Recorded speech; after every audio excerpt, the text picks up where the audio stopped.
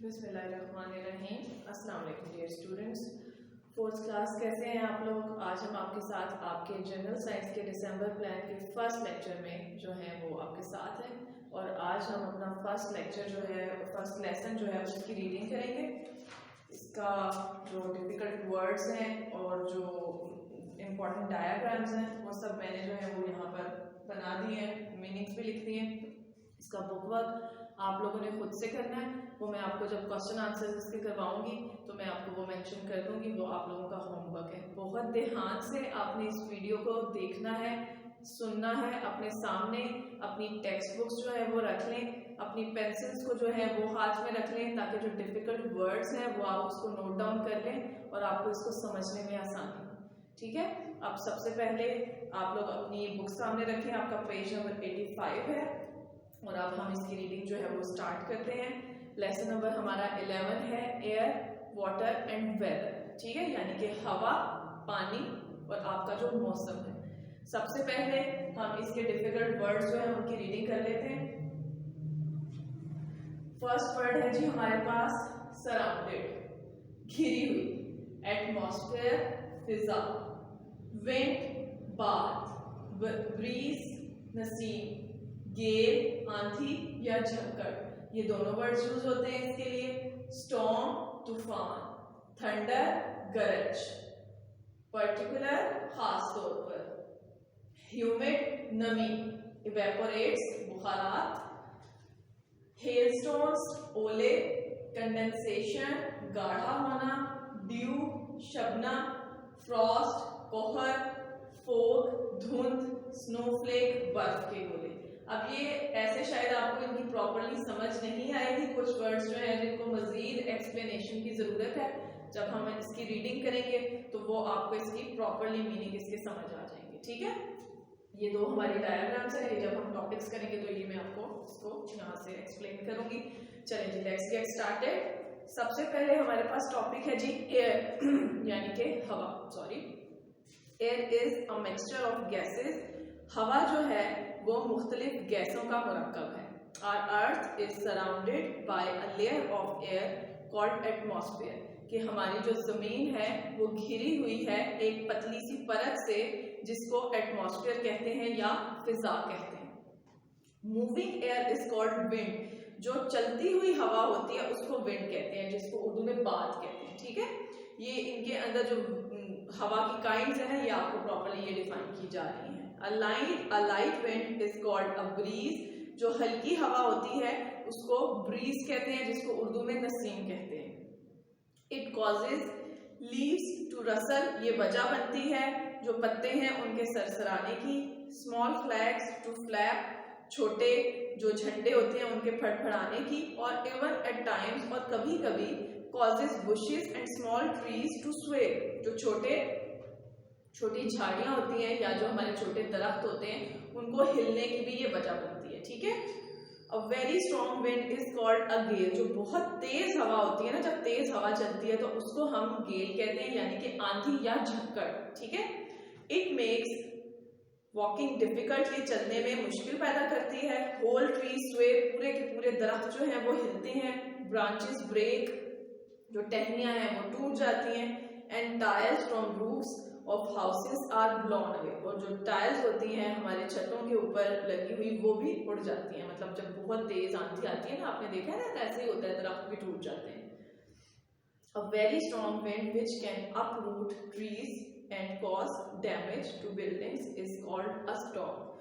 वो आपको बता रहे हैं कि जो बहुत तेज हवा होती है जिसके अंदर जो है वो दरख्त जो है वो उखड़ जाते हैं और जो बिल्डिंग्स हैं उनको बहुत ज्यादा डैमेज होता है, उसको हम क्या कहते हैं, स्टॉर्म कहते हैं यानी कि तूफान कहते हैं। ये सारी वेदर कंडीशंस आप लोगों ने जो है वो खुद से विटनेस की हुई हैं। When a storm is accompanied by thunder and rain, वो कहते हैं कि जब तूफान जो है वो अपने साथ गरज लाता है और बारिश लाता है, it is called a thunderstorm. तो हम इसको क्या कहते हैं, तो ऐसा तूफान कहते हैं जो गरज चमक के साथ आता है। थंडरस्टॉर्म का मतलब होता है गरज चमक के साथ तूफान। नेक्स्ट हमारे पास टॉपिक इसका आ जाता है जी, what causes the winds to blow, यानी कि हवा के चलने की जो वजूहात है वो आपको बताएंगे कि हवा चलती कैसे। The heat of the sun heats up the air, जो हीट होती है, जो सूरज की गर्मी होती है या उसकी जो हरारत होती है वो हवा को गर्म कर देती है। Warm air is lighter than cold air. जो वार्म एयर होती है, जो गर्म हवा होती है, वो ठंडी हवा से हल्की होती है। सो इट राइजेस अप, तो वो ऊपर उठ जाती है। एंड द कूल एयर, और जो ठंडी हवा होती है, which is at the ground level, जो जमीन की सतह तक होती है, rushes in and takes it place, वो तेजी से आगे बढ़ती है और उसकी जगह ले लेती है। This sets off an air current causing wind, ये जो पूरा प्रोसेस होता है ये बाद का बायस बनता है, यानी कि हवा के चलने का बायस बनता है। ठीक है, अब नेक्स्ट हम अपना पेज निकालते हैं।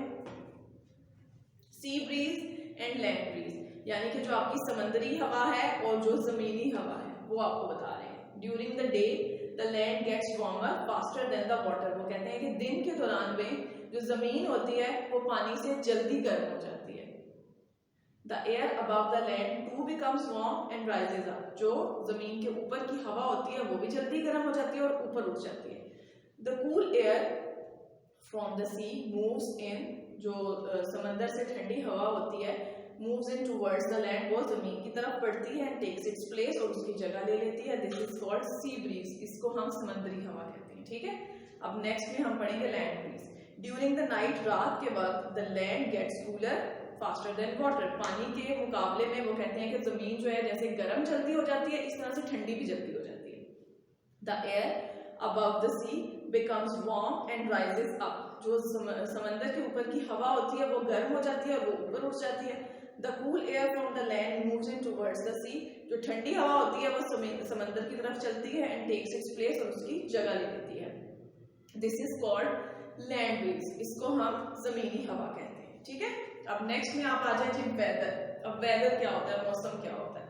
Weather is the state of the atmosphere, जो हवा, जो हमारा मौसम है वो फिजा की एक हालत होती है, ऑफ अ प्लेस, किसी जगह की, एट अ पर्टिकुलर टाइम, एक खास वक्त के दौरान, इन रिलेशन, जिसका ताल्लुक होता है टू हीट, गर्मी से या हरारत से, क्लाउडीनेस, बादलों से, ड्राइनेस, खुश्की से, सनशाइन, जो धूप होती है उससे, विंड से यानी कि हवा से, एंड रेन, और बारिश से। यानी कि ये स्टेट जो है ना आपकी, ये आपको बता रही है कि ये आपका वेदर होता है। ये कंडीशन जो होती है जो उस टाइम पर चल रही है वो हमारा वेदर है या हमारा मौसम है।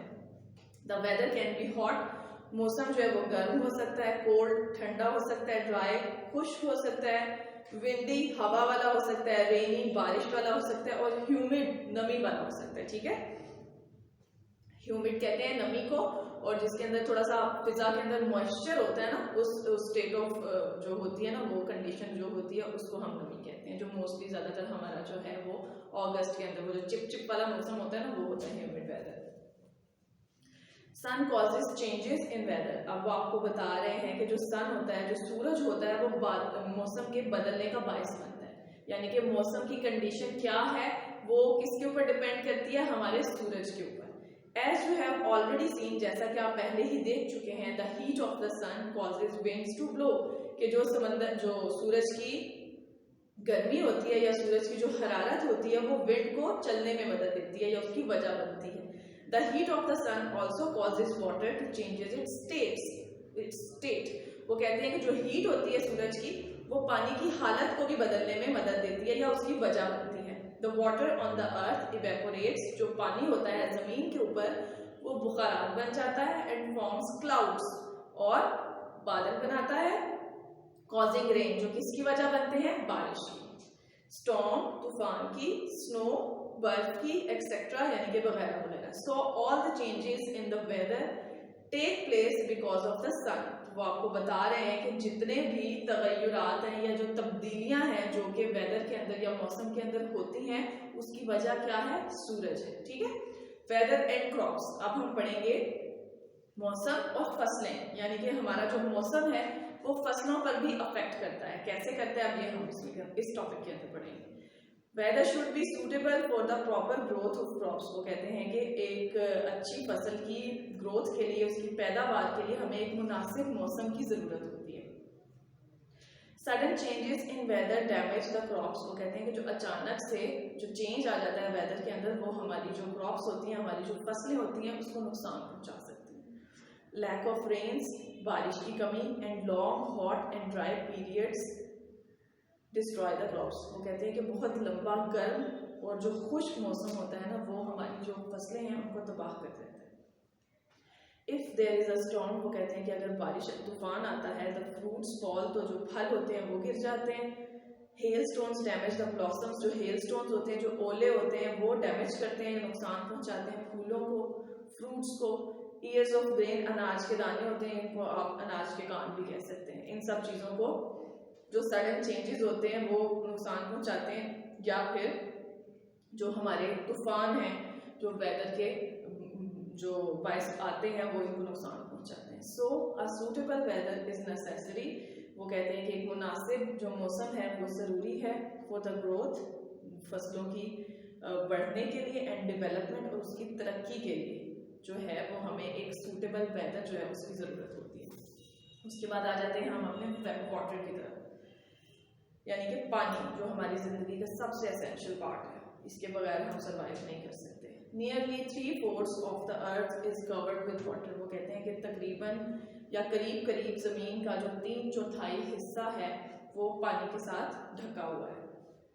Water is found in ponds, पानी जो है वो कहाँ मिलता है हमें? तालाब में, लेक्स, झीलों में, रिवर्स, दरियाओं में, सीज, समंदरों में, वेल्स, कुओं के अंदर, एंड अंडर द ग्राउंड, और ज़मीन के अंदर भी। जब हम पानी बोर करते हैं ना, ज़मीन के अंदर जैसे ट्यूबवेल लगाते हैं, जो हैंड पंप गाँव के अंदर आपने देखा होगा, उसको कहते हैं पानी बोर करना। वो ज़मीन के अंदर से पानी निकलता है, तो हमारी जो ज़मीन है उसके अंदर पानी है। Water is also present in the air, जो पानी है वो हमारी हवा में भी है, एज वाटर वेपर, किस सूरत में? आबी बुखारात की शक्ल में, ठीक है।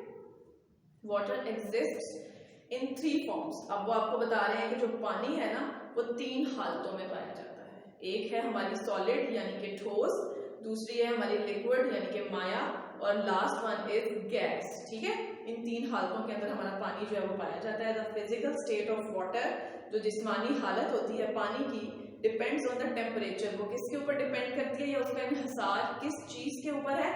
दर्जा हरारत के ऊपर।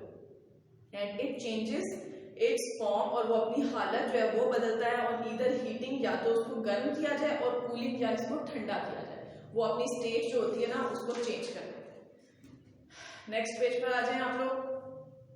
व्हेन वाटर इज हीटेड, जब हम पानी को गर्म करते हैं, स्टीम और water vapour can be seen rising from it, तो पानी के ऊपर से जो स्टीम या वाटर वेपर होते हैं, जो आबी बुखारात होते हैं, वो आपको निकलते हुए नजर आ रहे होते हैं। घर के अंदर जब मामा खाना बनाती हैं तो आपने देखा है ना कि वो नीचे जब आग जल रही होती है, अंदर जो भी चीज है, जो खाना बन रहा है, वो जब बॉइलिंग स्टेज पर आ जाता है तो ऊपर से एक स्टीम सी निकल रही होती है, तो ये गैस की फॉर्म में जो पानी है वो इवेपोरेट हो रहा होता है। Showing that water has changed from liquid form to gaseous form, वो कह रहे हैं कि ये चीज हमें इस चीज को वाज़िया करती है कि जो पानी है वो अपनी लिक्विड फॉर्म से अपनी गैस फॉर्म के अंदर चेंज हो रहा है, ठीक है।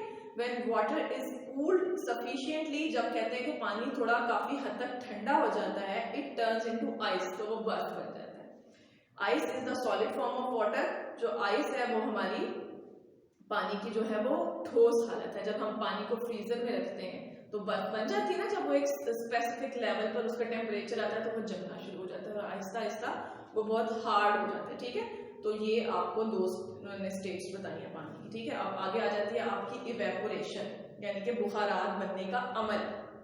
इसकी मेरे पास इधर डायग्राम भी है, पहले हम इसको पढ़ लेते हैं ताकि हमारा जो है ना वो कॉन्सेप्ट जरा क्लियर हो जाए, तो उसके बाद हम इसकी डायग्राम देखते हैं। The process in which water changes it's physical form, वो कहते हैं कि वो वाला प्रोसेस या वो अमल जिसके थ्रू पानी जो है वो अपनी जिस्मानी हालत को चेंज करता है फ्रॉम लिक्विड इनटू गैस, माया से गैस के अंदर, इज कॉल्ड इवेपोरेशन, इसको इवेपोरेशन कहते हैं, यानी कि आबी बुखारात बनने का अमल।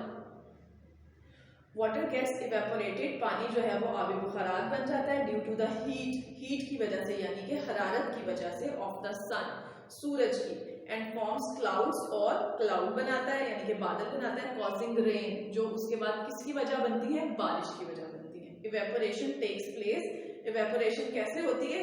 कॉन्स्टेंटली इन नेचर, जो वो कहते हैं कि जो इवेपोरेशन होती है वो हमारी नेचर के अंदर हर वक्त लगातार होती रहती है, but the rate of evaporation is not always same, लेकिन जो उसकी मिकदार है ना वो कभी भी सेम नहीं होती, कभी ज्यादा होती है कभी कम होती है। It all depends on the heat of the sun, ठीक है। जैसे आपको पीछे भी उन्होंने बताया है कि इवेपोरेशन जो है वो किसके ऊपर डिपेंड करती है कि सूरज की हीट कितनी है, गर्मियों में ज्यादा होती है, सर्दियों में जरा कम होती है।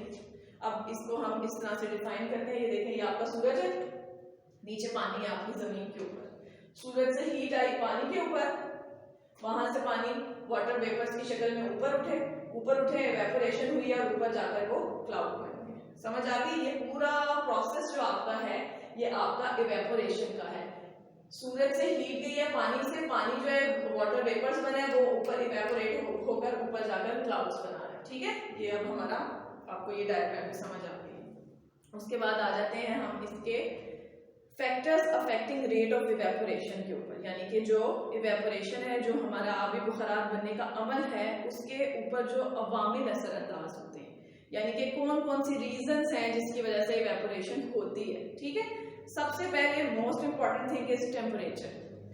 Higher the temperature faster is the rate of evaporation. वो कहते हैं कि टेम्परेचर आपका जितना ज्यादा हाई होगा, जितना ज्यादा ऊंचा होगा, तेज होगा, उतना ही जल्दी इवेपोरेशन का अमल होगा।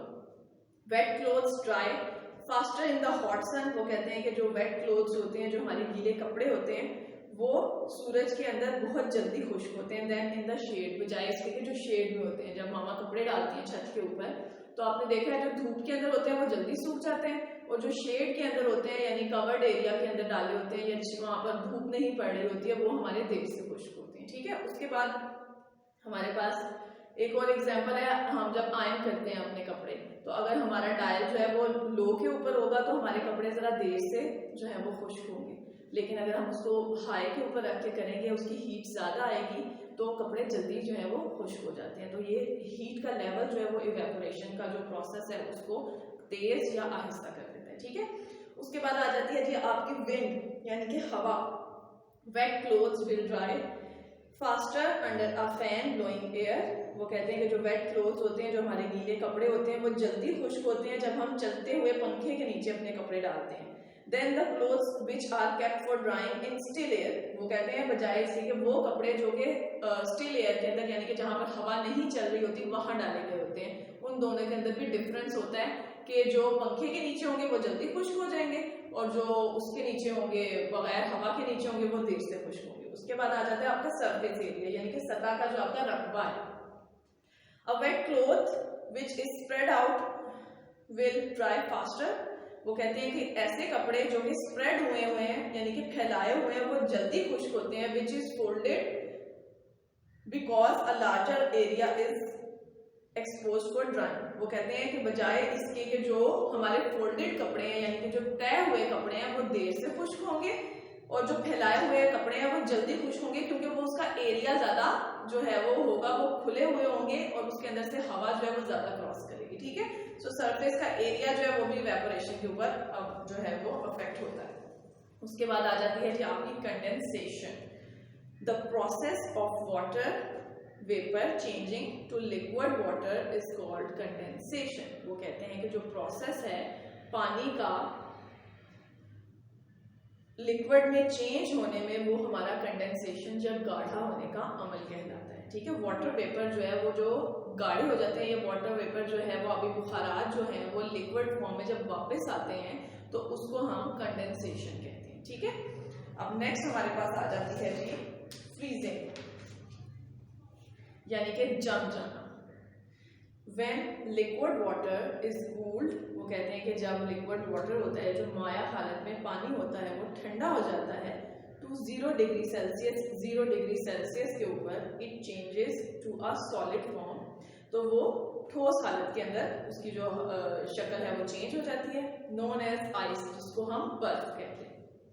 जब हम पानी को किसी भी बर्फ इस्तेमाल करने के लिए अपने फ्रीजर में डालते हैं, रखते हैं, इसी तरह रखते हैं ना कि हम जब पानी को फ्रीजर के अंदर रखते हैं तो वो एक स्पेसिफिक टाइम के बाद वो जमना शुरू हो जाती है और फिर वो प्रॉपर एक हार्ड फॉर्म में हमारे सामने आ जाती है। तो इस प्रोसेस को फ्रीजिंग कहते हैं, ठीक है।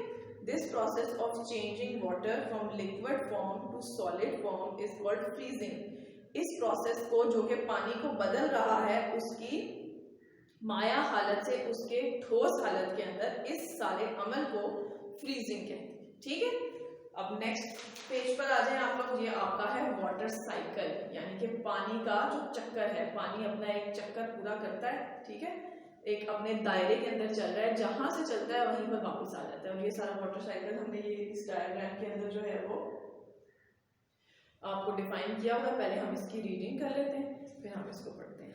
Evaporation and condensation take place in nature too. वो आपको बता रहे हैं कि जो इवेपोरेशन होती है, यानी कि जो आबी बुखारात होते हैं, और जो कंडेंसेशन होती है, जो गाढ़ा होने का अमल होता है, टेक प्लेस वो होता रहता है इन नेचर टू, कुदरत के अंदर भी, यानी कि उसमें इंसान का कोई अमल दखल नहीं है। अल्लाह ताला ने ये निज़ाम ही ऐसा बनाया हुआ है कि इसके अंदर हर वक्त जो है वो इवेपोरेशन और कंडेंसेशन का जो प्रोसेस है वो ऑटोमेटिकली नेचुरली हो रहा है सूरज की शुआओं से और पानी से, ठीक है। वाटर ऑन द सरफेस, वो कहते हैं कि पानी जो है वो सतह पर, ऑफ रिवर, जो हमारे दरिया हैं उनकी सतह पर, लेक्स पर यानी कि झीलों पर, पॉन्ड्स पर, तालाबों पर, एंड ओशंस, और समुद्रों पर, गेट्स हीटेड अप, तो वहां पर क्या होता है, गर्म हो जाता है, by the heat of the sun, सूरज की हरारत की वजह से, एंड इवेपोरेट्स, और आबी बुखारात बन जाते हैं, ठीक है। It rises up in the air, फिर क्या होता है, वो वो गर्म हवा की तरह, जो आपको पता है वो ऊपर उठती है तो वो ऊपर चला जाता है, ठीक है। As the water vapour reaches the upper parts of the atmosphere, वो कहते हैं कि जैसा कि वाटर वेपर जो होते हैं हमारे, यानी कि जो हमारे आबी बुखारात हैं, वो ऊपर वाले हिस्से में पहुंचते हैं एटमॉस्फेयर के, यानी कि फिजा के, इट कूल्स डाउन, तो क्या होता है, वो ठंडे हो जाते हैं, एंड कंडेंसेस, और गाढ़े हो जाते हैं, एज टाइनी ड्रॉपलेट्स, छोटे छोटे कतरों में, ऑफ वाटर, पानी के, टू फॉर्म क्लाउड्स, तो क्या बनाते हैं, फिर वो क्लाउड्स बनाते हैं, यानी कि बादल बनाते हैं। The water droplets in the cloud, जो वाटर ड्रॉपलेट्स होते हैं, यानी कि जो पानी के कतरे होते हैं इसके अंदर, बादलों के अंदर, फर्दर कंडेंस, मजीद वो गाढ़े हो जाते हैं, टू फॉर्म बिगर ड्रॉप्स, तो फिर क्या होता है, वो और मजीद बड़े जो हैं वो ड्रॉप्स बन जाते हैं पानी के, ऑफ वाटर, पानी के, विच कम डाउन, जो कि वापस आते हैं, टू द अर्थ, जमीन के ऊपर, एज रेन, बारिश की तरह से, ठीक है। यानी कि जब पानी बुखारात बनकर ऊपर गया और वो बादल बन गया, फिर वो मजीद जब गहरा हुआ है वो और मजीद जो है कंडेंस हुआ, तो वो बारिश के रेन ड्रॉप्स बन गए, और उसके बाद वो दोबारा जमीन पर आ गया, ठीक है। The rain water ultimately flows down to fill the different water bodies, वो आपको बता रहे हैं कि जो रेन वाटर होता है, जो बारिश का पानी है, वो बिल आखिर या फैसला कुन तौर पर फ्लो करता है, कहाँ पर, नीचे अपनी वाटर बॉडीज की तरफ। हमारी वाटर बॉडीज कौन सी हैं, जो आपके तालाब हैं, आपकी लेक्स हैं, आपके रिवर हैं, आपके ओशंस हैं, या आपके जो कुएं हैं, वो वहां पर अल्टीमेटली वापस नहीं आ जाता है। दिस साइकिल ऑफ इवेपोरेशन, ये जो साइकिल होता है, यानी कि ये पूरा जो चक्कर है इवेपोरेशन का, आबी बुखारात का, कंडेंसेशन का, यानी कि गाढ़ा होने का अमल, and subsequent return of water to the surface of earth, जमीन पर आखिरकार या नतीजतन तौर पर वापस आने का जो अमल होता है, is called the water cycle, इसको हम वाटर साइकिल कहते हैं, ठीक है। अब ये हमारे पास इसकी डायग्राम है। सबसे पहले क्या है, ये हमारे पास पानी है, सपोज कोई झील है, कोई समंदर है, या कुछ भी है, ठीक है।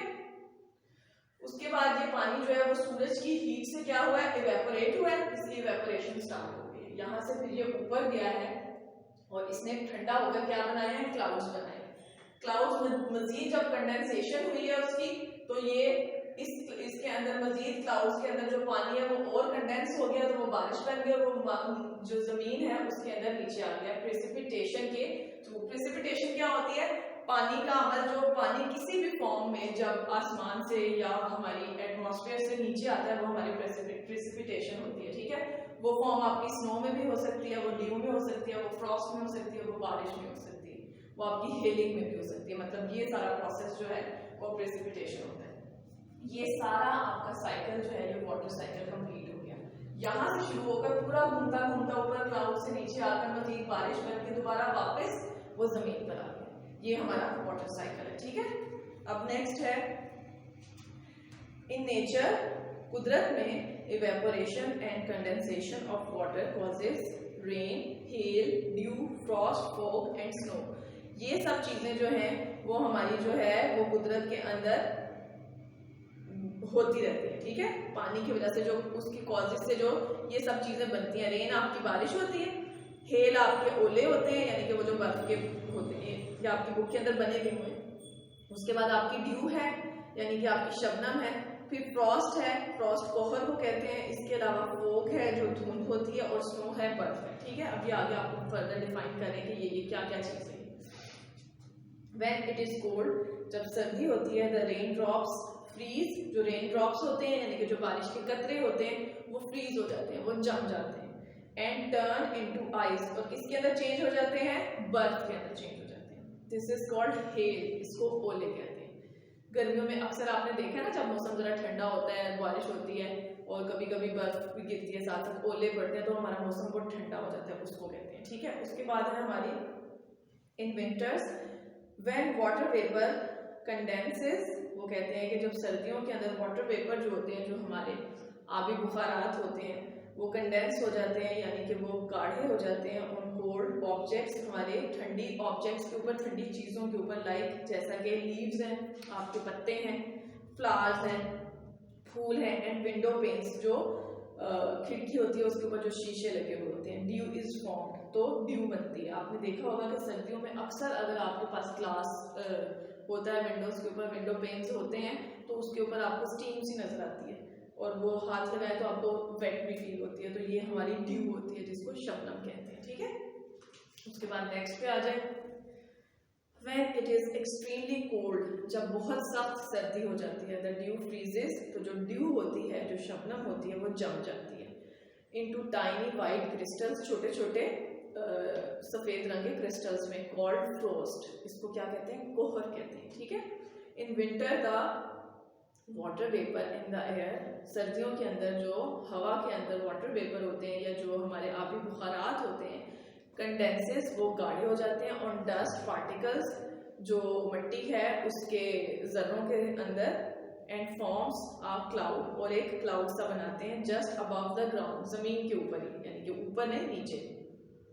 दिस इज कॉल्ड फोग, तो हम उसको क्या कहते हैं, धुंध कहते हैं, ठीक है। When water vapor cools suddenly, excuse me, जब जो वाटर वेपर होते हैं, आबी बुखारात होते हैं, वो एकदम से ठंडे हो जाते हैं, इट फ्रीजेस, तो वो जम जाते हैं, इनटू टाइनी स्नोफ्लेक्स, छोटे छोटे बर्फ के गोलों में, ठीक है, इनको स्नोफ्लेक्स कहते हैं।